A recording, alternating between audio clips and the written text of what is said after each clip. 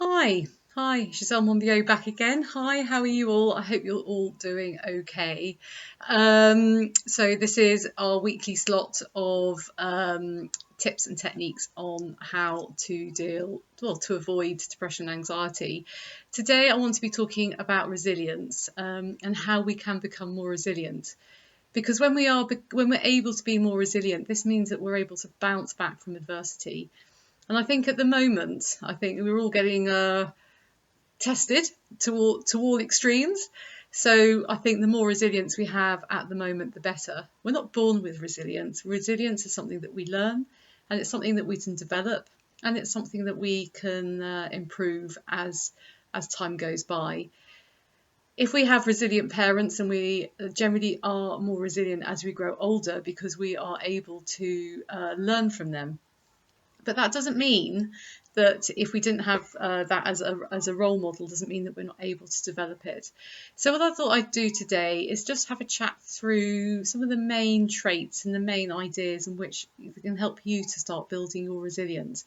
Because sometimes it's just a simple tweak into how your mindset is and how you perceive yourself within a given situation. So somebody who's resilient sees challenges in a positive light. So they'll see it as a challenge as opposed to a setback. So if something comes along which wasn't expected, and the thing about life is we often find things happen that we weren't expecting to happen. And we either have a choice at that point to look at it as a terrible thing and collapse from it all and just think, oh God, why did it happen to me? Or you can look at it and think, okay, this just happened. What is it that I can do to be able to face this hand straight on? And actually quite often it's the hard things in life which makes us grow the most. And if we're able to take a challenge on in that, like, what is it I can learn from it? How can I grow from this? How is it that I can move through this to the other side? Take it as a challenge, see it as a bit of a venture, have it as an opportunity to find out about yourself, to be able to grow yourself, develop yourself. And also, if there are other people involved, how they can be helped, how they can grow, how they can develop. It's a really different way to look at things. Being committed, so being committed to what it is that you're doing. You know, if you say, well, this is what I'm going to do, if these are the goals I'm going to set, be committed to them.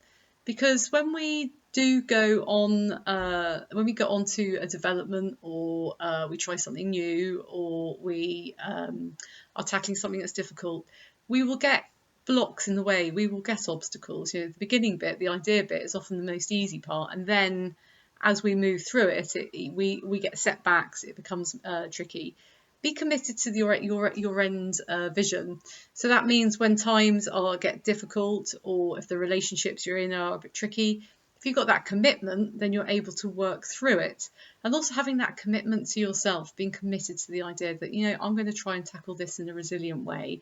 I'm going to do the best I can for myself through this situation. Another thing that's a very key trait to a resilient person is focusing on what they can control. So in many given situations, there are aspects of it that you can't control, and there are aspects of it that you can control. And it's actually focusing on the things that you can control is the thing which gives you the strength. Because if we are focusing on what we can't control, we're going to get ourselves into a negative mindset. And suddenly life becomes something that happens to us, and it also becomes something that is weakening and disempowering you. If you're able to look at the things that you can control, what this means is that gives you strength, and that gives you power within yourself. And it also makes you realise that you are able to have some element of control within your life and the decisions that you make. So it's a really, really important aspect to focus on the things that you can control. And what's interesting, as you work through the things that you can control, some of the things that previous to that you thought you can't control, you start to realise that you can control that as well. And I don't mean control as in, right, I've got to be rigid and everything has to be as I want it. But what I mean is, in a situation, It's about focusing on the things that you can have some power and some choice and some decisions and some movement with.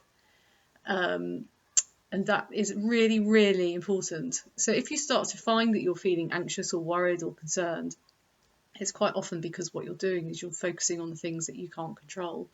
So at that particular time, what's really useful is if you just stop for a second, just take a deep breath, just let yourself just be, and then you sort of think to yourself, okay, what is it that I can do right now? What is it I can do right now to help this situation?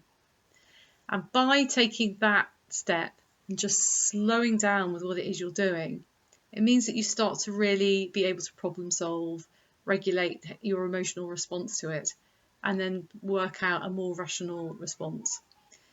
Create some solid goals for yourself that you are able to work out what steps you need to achieve them.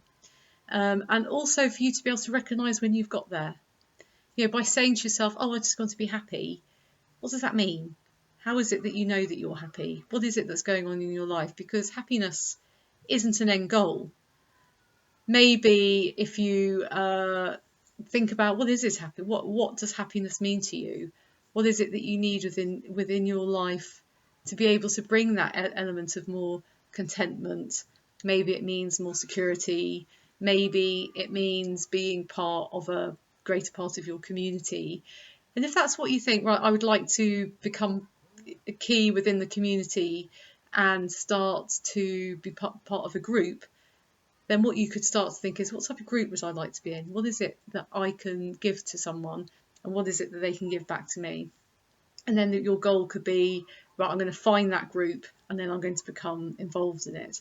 So rather than going, oh, I'm going to feel happy, because it's a transient emotion. We're going in and out of emotion all the time.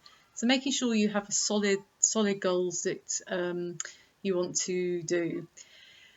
Have a growth mindset rather than a fixed mindset. So a growth mindset is when we are thinking about, if you make a mistake. If you have a fixed mindset, you just go, oh God, I'm so rubbish, I'm so stupid. A growth mindset would go, I don't know how to do that yet. What is it I need to be able to do that next time? What is it I can learn? So it's about recognizing our minds are forever expanding, we're forever growing, we're forever developing.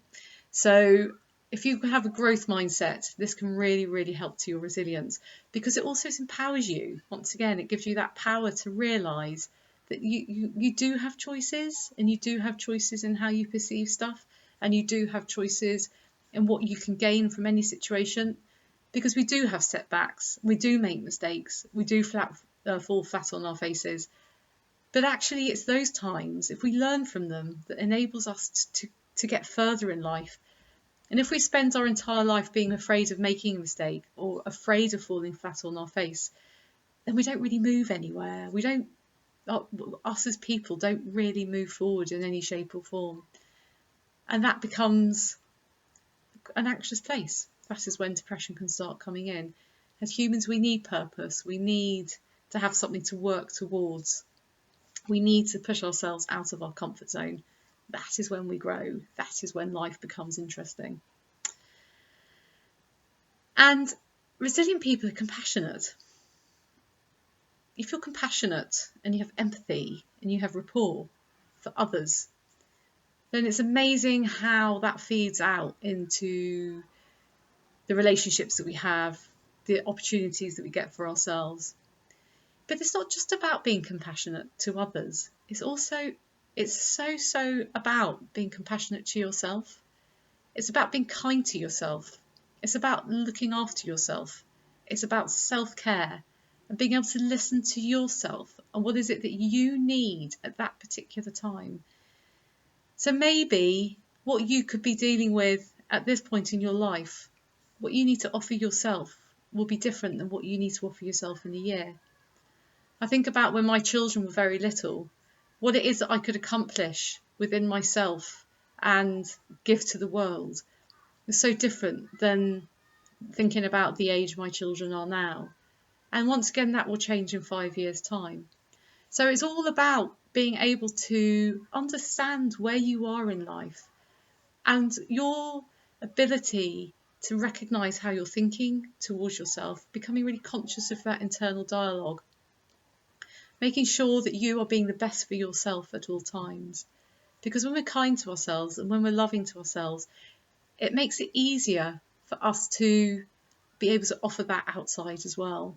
And it gives us the strength and it gives us the resilience within ourselves to be able to move forward with all those other things, be able to achieve our goals, be able to help communities, be able to improve our health and the relationships that we have. So I hope that's given you some nice ideas on resilience. And I thought next week it might be helpful for parents. So I thought maybe looking a little bit about resilience within children, things that you can do to boost your children at this difficult time, because some are at school, some aren't at school, and those at school it's very different. Those are at home are kind of wishing they were with their friends. So next week it'll be about resilience for children and within the home. Thanks for listening, and you take care. Keep safe.